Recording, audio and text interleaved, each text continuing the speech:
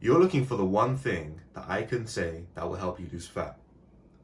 I'm here to tell you that the only thing that can help you lose fat that quickly would be liposuction. Literally, the consistent slow burn of performing bad habits and behaviors has led to the situation you're in right now, where you're fat. You didn't just all of a sudden wake up one day and you were fat. This is something that gradually occurs over time.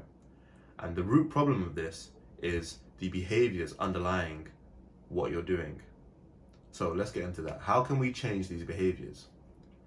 As Jordan Peterson says, for you to become a master at something, you must first become the fool, and everyone must become the fool.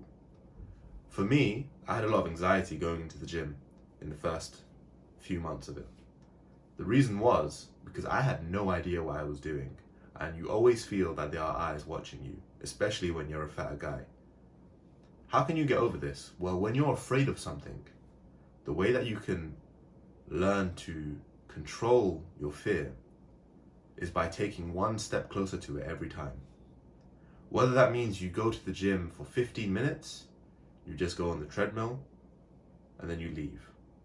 The whole point is, what we're trying to do is make this a habit. In that way, you'll be able to do this long term, and it would not be a short term thing. So that's the first thing.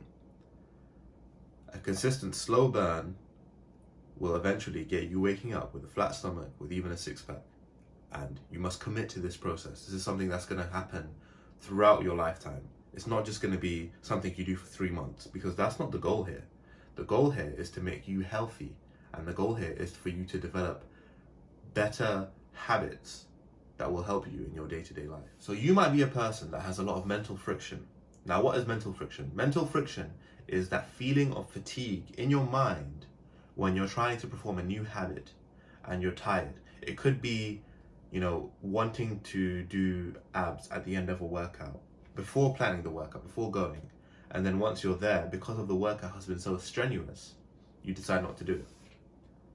Well, the reason that you feel so fatigued is because you're trying to do things that are too hard for you to do right now.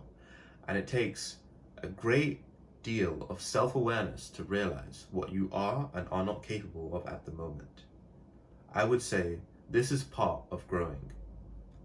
To become a fool doesn't mean to just try and do the things that the masters are doing. No, it means to approach it in a consistent way.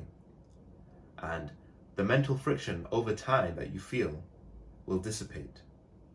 The more you continuously do the good habits,